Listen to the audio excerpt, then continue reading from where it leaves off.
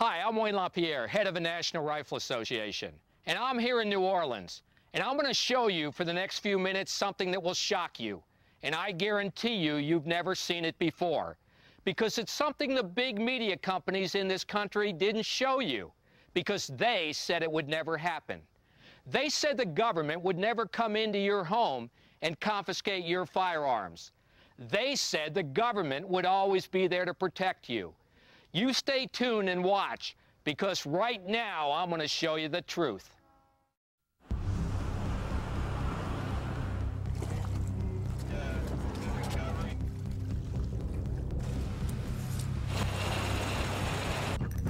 Police, open the door! They had AR-15s or M16s. They were pointing at us. They told us, put your hands up in the air. Let us see your hands. They're drawing down on me, and they let the looters run rampant for over a week? Are you kidding me? I really thought they were going to kill me. I really did. They didn't care what your rights were. They were going to deny them. You're letting the thugs get away with everything, and you're coming to honest, good citizens and taking away their protection, and it is wrong, wrong, wrong. But still, the order had been given for police and National Guard to go house to house, often with guns drawn, to evacuate residents and confiscate their firearms. No one will be able to be armed. We will take all weapons. It was a human drama with emotions and tensions running high. Patty Connie is still trying to recover physically and emotionally. They really did a number on me. From the day police forced her from her home. It was traumatic. All of a sudden, they were banging on the front door, the side door, and the back door. They said, let us in. Patty tried to explain. She was on dry land, she had plenty of food and water, and didn't want to abandon her dogs. But it didn't matter. If you see 6 or 8 police that look like linebackers pushing you in a corner, you're in shock. I'm saying, look at all my food. I got plenty of food. They kept pushing me back, and ended up like this. Then, Patty showed them a small revolver she was carefully holding in the palm of her hand. A camera crew was there to capture what unfolded next. I said, it's not even loaded. And I dropped it on the floor. You got a gun? Well, they punched me in the face. Look at my black and blue marks. Look at what they did to me. They dragged me out of here. How could this happen in America? You're treated like a criminal, and you did nothing wrong. So your rights are really out the window. Richard Styron was in his friend's bass boat trying to salvage his gun collection before the looters stole it, when they got stopped by a St. Tammany Parish Sheriff's boat. And we've had policemen tell us that that's what they wanted us to do, but not the sheriff in St. Tammany. They just wanted to confiscate them from us. We felt like criminals at the time when they come up to us with M16s or AR-15s, whatever it was, but there were 4 of them with rifles and holding on us. He said, be thankful we're taking your guns here. Why should I be thankful? Well, if they catch you with them on land, they're going to take you straight to jail.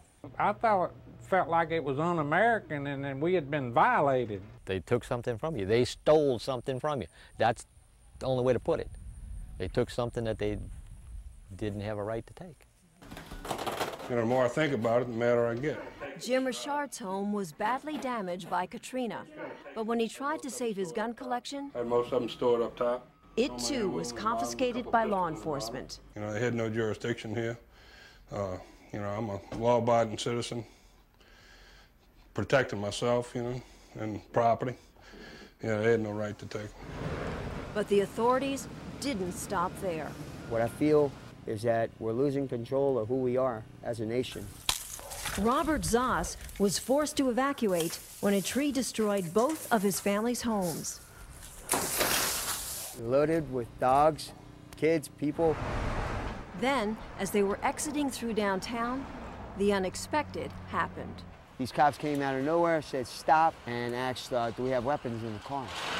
And I Told him, yeah, I do. He said, get out the vehicle. Had us all sit cross-legged in front while they searched the vehicle. But Robert couldn't believe what he watched police do next to his rifle and his friend's pearl-handle revolver. I saw them smash her gun given to her by grandmother, grandfather, just against the curb. The other things that they busted up, the .22 rifle they busted up, these were police officers that went too far. A breakdown in law and order. There was mayhem. New Orleans police did not have control of the city anymore. The safety net had snapped. Phone lines and cell towers were down. 911 wasn't answering the phone. Our police department wasn't answering the phone. You couldn't find a policeman. They had no police or military presence in this neighborhood whatsoever. It was just you and that constant feeling of hopelessness, of living in fear, knowing there was no easy way out. There was so much gunfire around here. At nighttime, you could smell it in your nose and taste it in your taste buds. The post-Katrina world turned right and wrong on its head. Looters ruled this city for over a week post-storm without fear of law enforcement. Your rights were just done away with.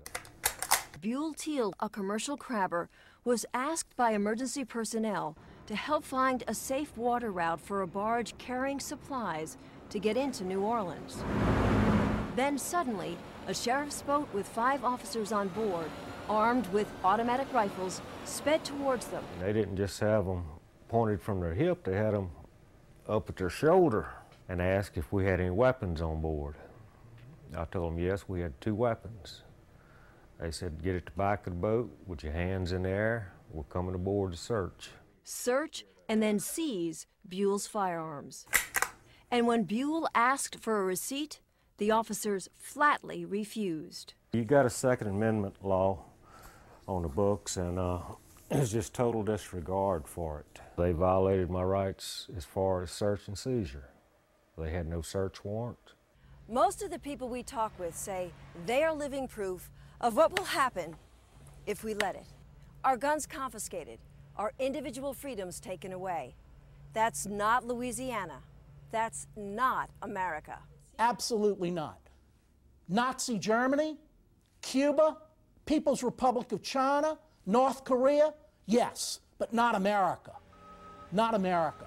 Heed the warning of what this was. This is like Australia. All of a sudden, boom, they got our rights. This isn't freedom. If it can happen to me, it can happen to anybody. Well, it means a lot to me now because I know what it feels like to have them taken away. If it wasn't for the NRA, we probably wouldn't be too long down the line that we wouldn't be able to own guns. Life will never be the same for us again.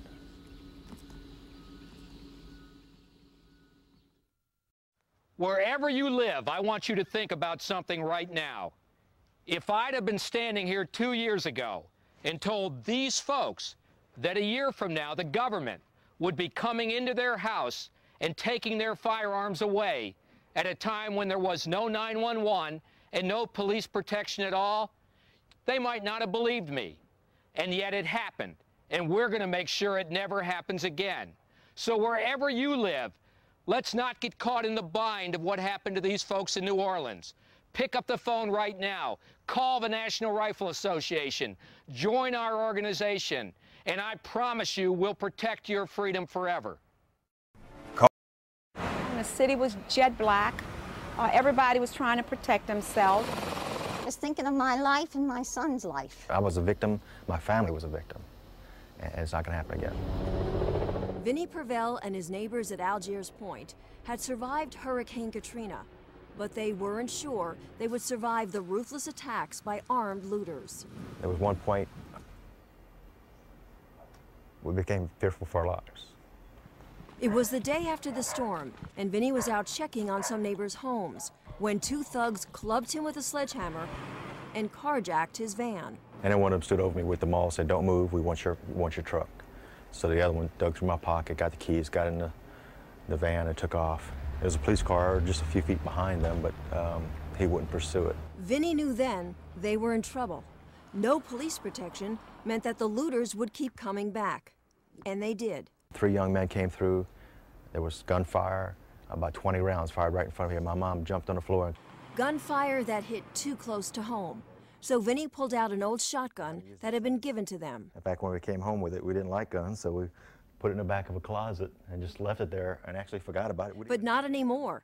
They used that shotgun and some firearms borrowed from neighbors who had left town to set up Fort Pelican, a watchtower on Vinny's balcony, all to keep the thugs out. We sat here on this balcony at nighttime, slept on this balcony in the chairs, and you hear gunfire all over. When we didn't see a policeman, and we couldn't call 911 up. And until this occurrence here, I didn't realize what the necessity was for it. But now I do. Now I'm gonna get me a gun, I'm gonna learn how to use that gun, I'm gonna protect my home. Go get one. If you're an honest citizen, get one if you're in fear. Marie Galatis, a Baptist minister, faced the same story in her neighborhood. The same threats by thugs, the same lack of police, but she never once felt afraid. I had my Bible and I had my gun, and I knew I was safe. Marie knows she was lucky. She was never forced to leave home and didn't have her firearm confiscated. It's going against my constitutional rights as a citizen. But Marie remembers how upset she got when the police department threatened to take her firearm. Yeah, no one will be able to be armed. We will take all weapons. So what you come and get my gun for? I'm a good citizen. Why don't you go get some of these people that's murdering people and robbing the stores and breaking in homes and everything? What are you worrying about me for? I'm a widow. I'm 65. I'm here by myself. People are scared to death, and it's because of crime. Women come in who cried at the door saying, we need to buy some guns. We need to protect ourselves. I want people to remember. Remember Buell Teal? The firearms he had for protection were confiscated by sheriff deputies. And although he tried to get them back, all he got was the runaround. It made me angry when they told me to go get a lawyer if I wanted my guns back. Angry enough to pick up the phone and call the one group he knew could help him, the National Rifle Association. This was a Tuesday around noon when I called NRA. Wednesday at noon, an investigator was knocking on my door, had just flown in from New York. 2 days later, the NRA filed a federal lawsuit, and a judge quickly ruled in its favor, ordering law enforcement to stop confiscating firearms from law-abiding citizens and to return those they had already taken. And this was the 2 rifles that they confiscated. It was a major victory for firearm freedom and for people like Buell Teal. He finally got his firearms back. Okay, this is my grandson's gun. He was overjoyed when the NRA stepped in and got his gun back for him. No, absolutely. I don't think I would have got him back, you know, if it wasn't for the NRA. I was tickled to death. But gun owners in New Orleans weren't that lucky. Despite an order from a federal court judge, they still couldn't get their guns back. The city attorney has argued that there is no Second Amendment right and that cities and localities can confiscate guns at will and you don't have any Second Amendment rights at all. The city was in denial, first denying that they took the guns, even though the police gave the order on TV to do just that. No one will be able to be armed. We will take all weapons. And now denying that they even had them. But that all changed when the NRA went back to federal court a second time, demanding the mayor be held in contempt. For the first time, they've admitted not only that they have guns, but we saw them ourselves stored in a double-wide trailer. There were so many guns, and they were stacked in these big piles. As many as 1,100 firearms are being stored in this police trailer. And finally, people like I.H. Spurlock had hopes of getting their guns back. But this is what I'm missing, these 6 here. Revolver. That's my personal gun. My 12-gauge shotgun that my father bought me when I was a 15-year-old. World War I German Mauser rifle. Firearms taken from most people's homes after they had already evacuated.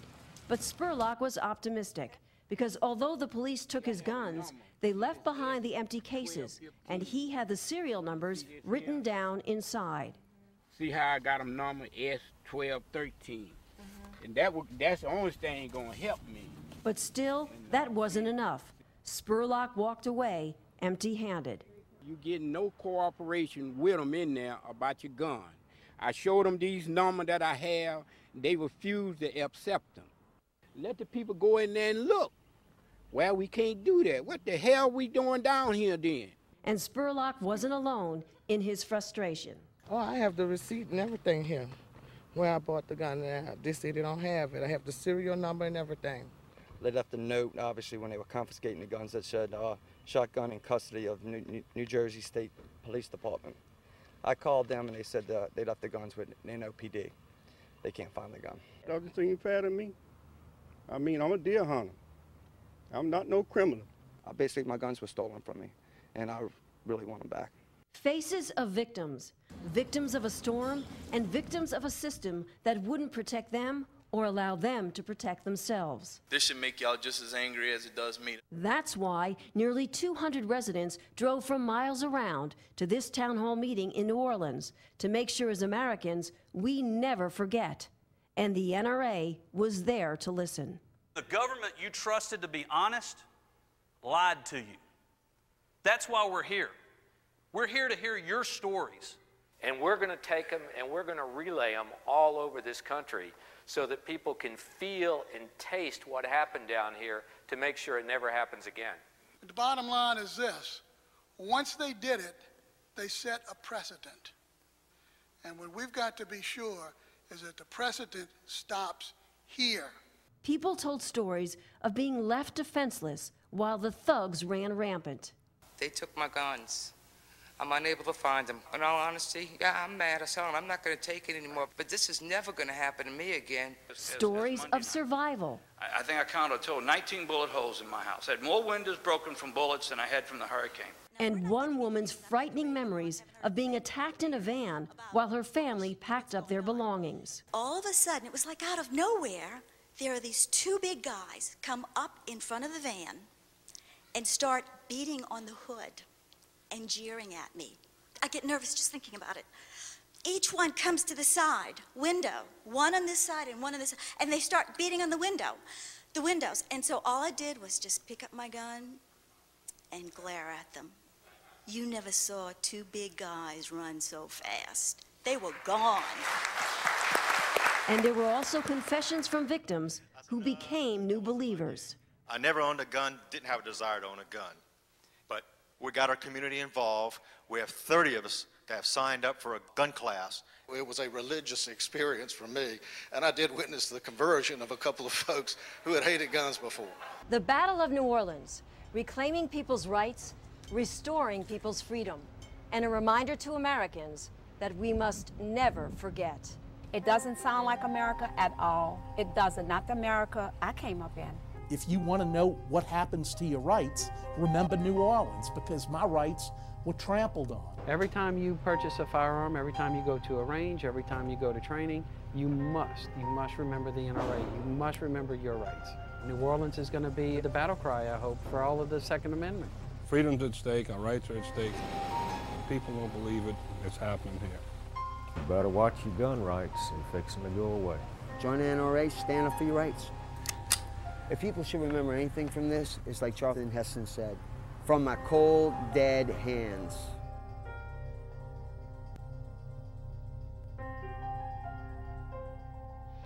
You know, I've had a lot of people in this town tell me that when you go through something like they've gone through, it changes your life, but it also changes the way you think.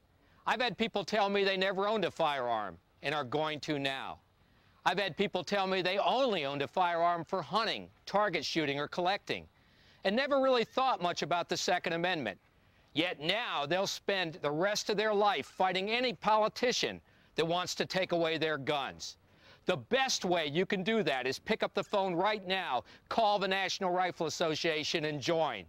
Together, I promise you we'll protect this freedom and stop the government from ever again coming into law-abiding folks' homes and taking away their source of protection when they need it most.